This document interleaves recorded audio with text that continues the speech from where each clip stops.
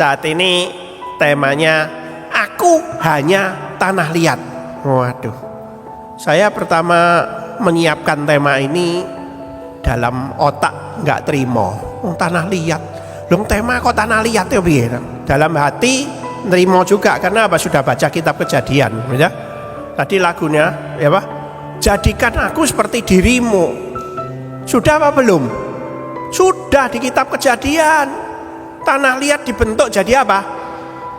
Serupa dengan gambar Allah, ya seperti dirimu loh, sudah loh ya. Ya sudah, gitu. Terus apa? Ya. Apa bedanya tanah liatnya ini dengan sekarang, gitu? Saya pas jalan ke Surabaya, ke Sidoarjo itu tiba-tiba di perumahan bannya itu kempos. Sudah parkir semalam, pagi-pagi mau berangkat kempos. Waduh, gimana ini ya?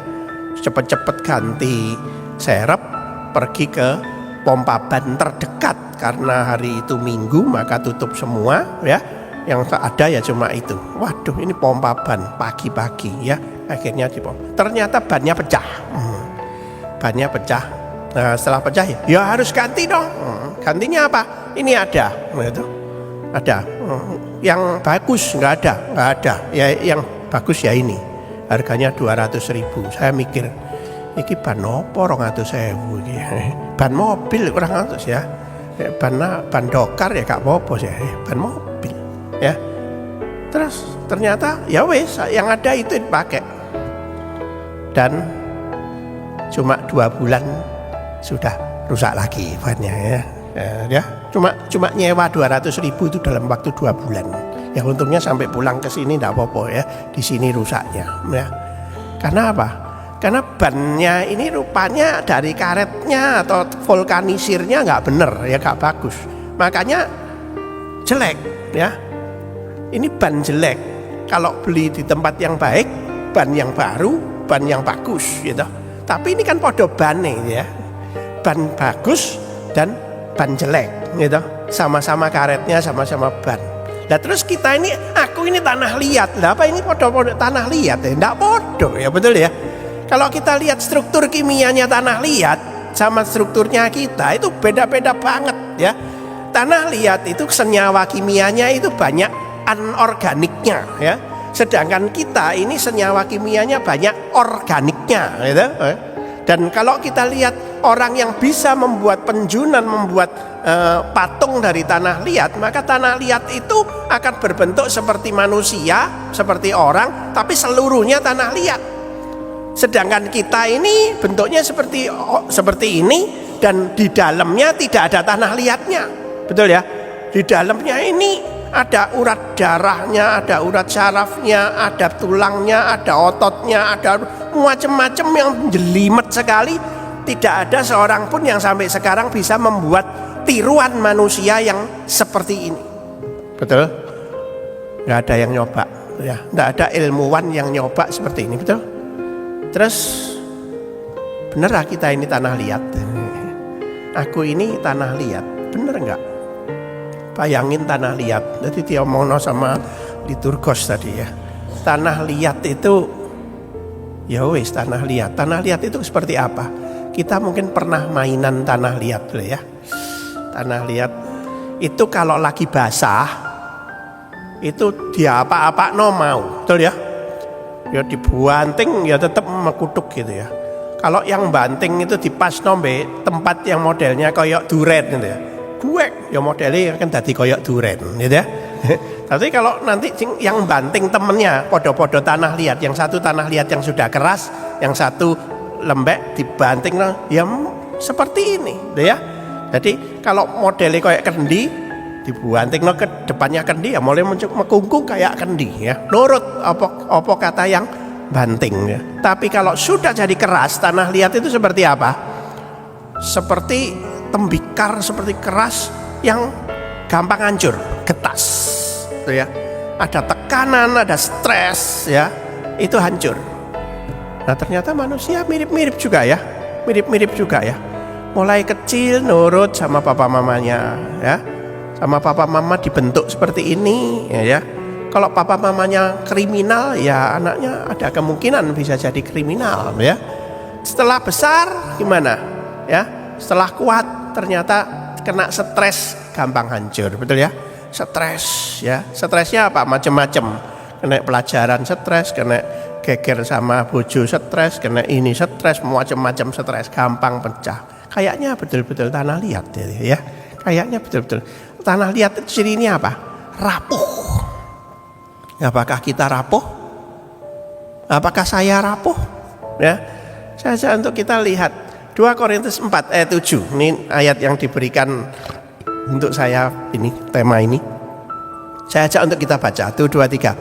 Namun harta ini kami miliki dalam bejana tanah liat, supaya nyata bahwa kekuatan yang melimpah-limpah itu berasal dari Allah, bukan dari diri kami. Ya. Ada harta, itu thesaurus, itu harta, gudang harta, dan ostrakinos segusin itu sebetulnya adalah pecahan dari periuk. Jadi periuk yang masih 3/4 utuh, ya, 3/4 utuh. Nah, ya ini jadi kalau kita lihat yang tadi, ada harta yang sangat berharga, tapi di dalam puing-puing daripada tanah liat, ya, puing-puing daripada tempat tanah liat yang sudah keras. Ya. Nah, tanah liatnya ini pasti rapuh, betul nggak? Betul nggak rapuh? Rapuh, tanah liat itu rapuh. Nah terus, kalau aku ini hanya tanah liat, kita ini rapuh nggak?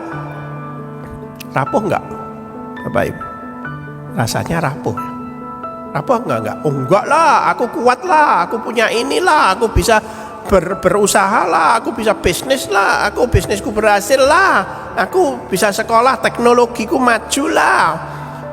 Aku nggak rapuh, aku kuat. Apalagi yang bisa jadi konselor. Aku konselor lah, aku bisa mimpin ini, aku bisa mimpin ini, aku bisa berupaya ini. Apakah saya rapuh? Kenyataannya itu gambarnya Adam dan Hawa. Adam dan Hawa itu diciptakan build up asli daripada Allah, betul ya? Allah Yahweh itu menciptakan Adam dan Hawa segambar dan serupa, dan Allah menyimpulkan bahwa semua ciptaannya sungguh amat baik, betul? Sangat baik, sungguh amat baik. Tov meot, ya, sungguh sangat baik. Dikasih apa? Dikasih kebebasan di dalam segala hal, bebas berpikir, bebas los semuanya, punya kehendak bebas. Rapuh enggak?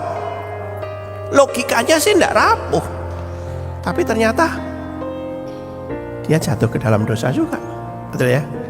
Dan ini perdebatan teologi. Kenapa kok Allah itu yang baik itu menciptakan yang tidak baik? Apa yang baik ini bisa menciptakan yang tidak baik? Wah, itu nanti ya, itu perdebatan teologi, gitu ya.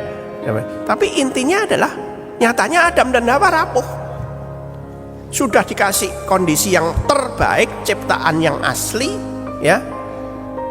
Tapi ternyata rapuh. Tidak seperti ban tadi, ya, lain. Ini diulang, cipta ulang. Adam dan Hawa ini asli, rapuh. Nah, apalagi kita yang dicipta ulang, ya. Cipta ulang berapa generasi? Mungkin rapuh juga, ya. Jatuh dalam dosa, dan setelah Adam dan Hawa jatuh dosa, terus apa? Dosanya berkembang begitu banyak, increasing of sin, ya, betul-betul berkembang. Cuma kepingin buah, kepingin nyaingi Tuhan, kepingin apa? Kok kemarin juga mikir-mikir, seandainya Hawa itu cuma metik tok, terus kemudian dibuang, apa ya dosa? Atau terus metik terus dicokot, kayak enak dilepeh, apa ya dosa?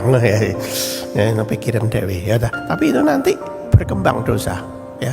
Terus apa lagi? Kalau kita lihat itu gambar di tengah, Raja Daud itu luar biasa, dilindungi Tuhan, menggembalakan domba yang nggak banyak, ya, 2-3 ekor itu, ya, bukan 23 ekor, 2-3 ekor, ya, bisa ngalahkan apa yang namanya beruang singa, bisa mengalahkan semuanya. mengalahkan Goliat. Nah, ya. Tapi ternyata dikalahkan oleh siapa? Oleh Batsheba. Betul ya? Loh, Raja Daud yang hebat. Lihat perempuan tetangga mandi, kok tertarik. Lambuk dia pulang nyuruh istrinya yang 5 mandi semua, dia lihat kan bisa toh. Waktu itu kan dia sudah punya istri. Kenapa kok nggak mau lihat istrinya sendiri mandi? Kok malah lihat tetangga yang mandi, Batsheba, dan akhirnya dia jatuh kena Batsheba. Batsheba diajak, ternyata punya suami, suaminya disikat, dibunuh juga. Wah, ini hebat loh ini, ya. Jatuh ini Raja Daud jatuh, ya. Belum lagi penatua itu yang di bawah penatua, Ananias dan Safira. Ananias itu penatua di masa jemaat mula-mula. Itu bukan orang biasa, orang kaya, punya tanah, dan dia rela membagikan tanahnya. Dan yang dibagikan itu pasti besar, karena apa? Sebagian tanah itu, hasil penjualan tanah itu diberikan pada rasul-rasul. Sebagian hasil penjualan tanah itu gede, ya. Di zaman itu tanah memang mahal karena masa perang. Sebagian itu besar. Tetapi dia sudah merancang apa? Menipu Roh Kudus. Dia nggak jujur, ya. Dan Tuhan hukum mati.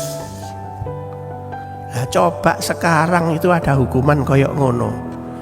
Kira-kira di negara itu yang korupsi entek kabeh, ya. Kira-kira. Ini tantangan bagi kita semua sebagai penilik jemaat, sebagai penatua, sebagai apa semuanya. Dan nanti ada penatua yang baru, ada 45 majelis baru ya. 45 itu dicalonkan, enggak 45 majelis, enggak tahu rapat koyo apa ya. Apakah rapuh? Hati-hati. Karena masalah duit itu juga masalah yang besar. Masalah yang gampang membuat rapuh, gampang membuat seseorang itu berubah, gitu ya. Bisa berubah, ya. Orang Kristen kena duit bisa berubah. Rapuh enggak? Rapuh. Tanah liat itu seperti itu, ya. Abraham, bapak orang beriman, ternyata waktu ke Mesir ketemu Abimelekh juga ngomong apa? Ini saudaraku. Supaya apa? Supaya ini sampai dikepingini, aku nggak dibunuh. Karena apa? Ya mirip sama Daud tadi. Daud senang istrinya, suaminya dibunuh. Nah, ini rupanya di zaman itu mirip-mirip begitu. Abraham seperti itu. Wis, istriku tak korban no, daripada aku yang mati, nggak apa-apa wis. Betul lah. Yakub juga demikian. Betul kah? Hakim-hakim, pada saat hakim-hakim hidup, orang-orang taat kepada Yahweh. Pada saat hakim-hakim sudah mati, mereka nyelonong lagi, menyembah berhala lagi. Wah, ini kondisinya seperti itu, ya. Lah, apakah ini tidak rapuh? Wah, ya itu kan perjanjian lama itu. Kalau sekarang teknologi kan sudah maju, ya tidak rapuh lagi lah, urusannya kuat lah. Di zaman itu teknologi ya sudah maju. Bayangin itu ada Menara Babel. Menara Babel itu dibangun dengan tujuan apa? Cari nama. Apakah itu teknologi yang bagus? Teknologi yang bagus saat itu. Bayangin, dia mau membangun menara sampai ke langit. Menara sampai ke langit, kontraktornya itu pasti ngerti menara sampai ke langit itu tingginya berapa. Mungkin sampai awan yang paling pendek, gitu ya. Di mana ada awan, ini ada negeri di atas awan ya, di Lumajang. Ya mungkin sampai di sana, Lumajang daerahnya Maria itu ya, negeri di atas awan. Ya kira-kira membangun setinggi itu, berapa tingginya? Si pendesain sudah pasti tahu tingginya berapa. Kalau tinggi segitu butuh luasan pondasi berapa, itu pasti tahu. Dan itulah yang dibangun mereka. Di zaman itu teknologi yang luar biasa untuk membangun Menara Babel yang puncaknya sampai ke awan yang paling pendek. Dan kemudian Nimrod ceritanya naik paling puncak dan memanah ke atas. Dan itu pamer kepada Tuhan, kepada Allah. Ini loh aku. Itu adalah teknologi yang luar biasa. Tapi untuk apa? Untuk cari nama. Ini rapuh. piramid.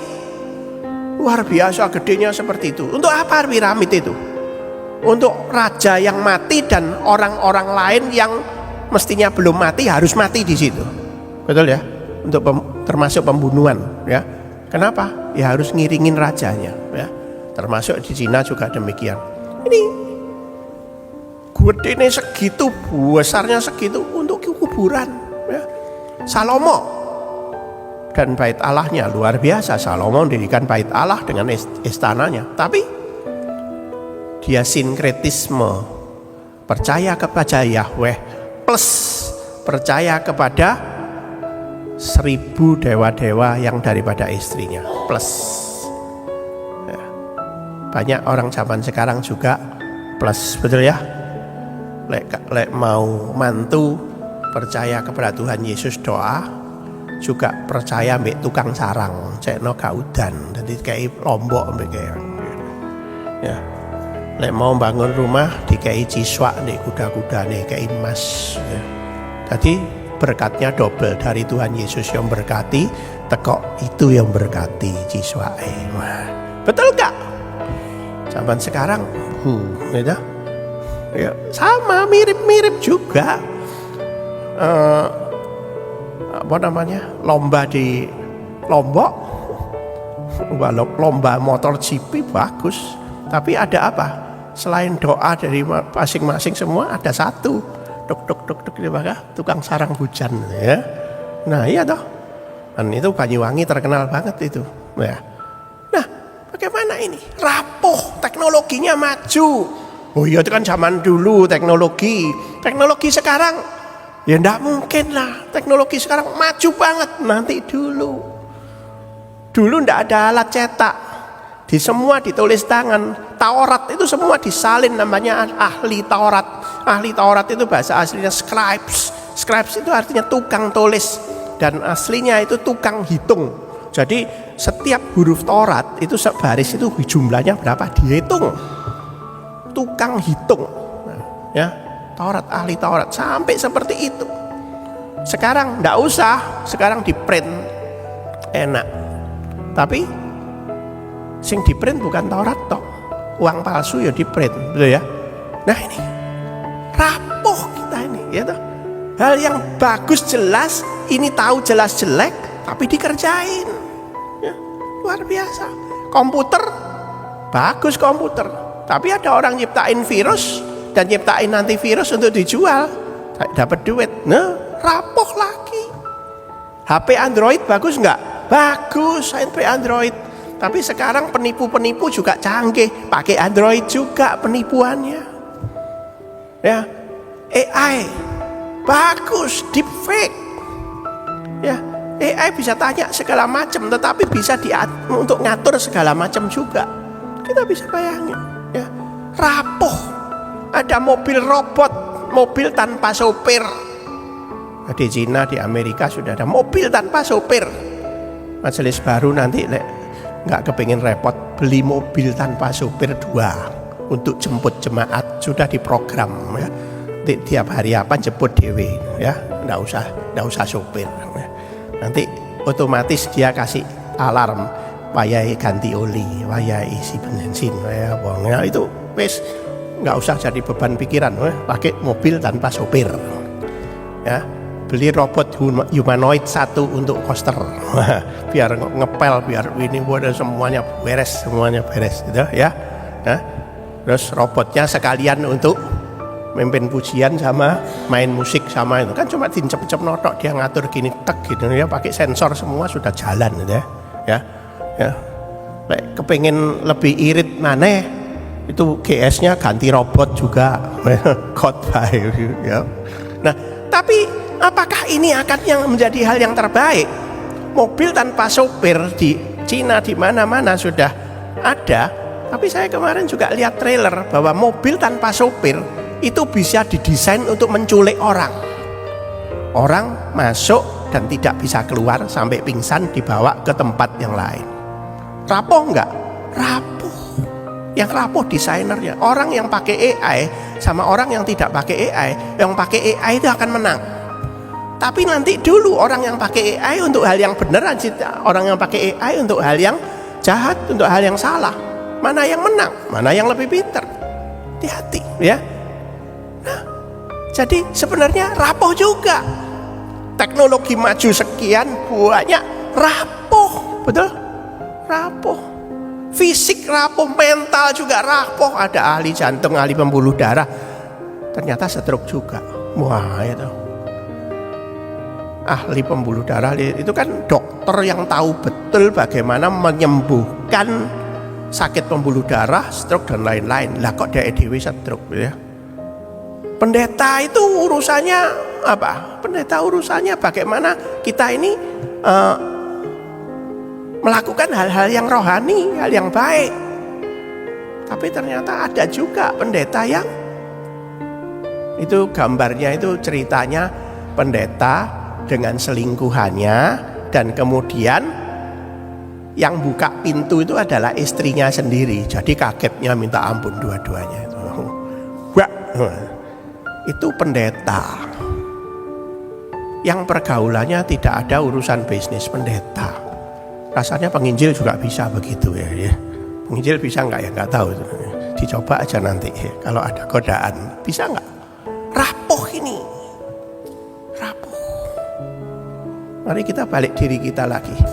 Aku ini rapuh nggak ya? Aku ini rapuh nggak? Aku ini rapuh. Cuma aku harus apa?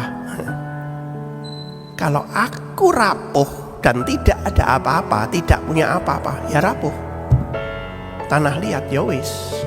Ketoke bukan tanah liat, ketoke seger waras kayak gini, tapi tanah liat, ya, ya. Apalagi kalau sudah lansia, waduh ya, sudah lansia kena 12B, lebih rapuh lagi. Tahu 12B? Botak, belereng, budek, lain-lain itu ya. Sak beser, sak sembarang kali. Sing terakhir apa? Bongko itu ya, terus rapuh itu, nggak bisa, ya tetap mati sak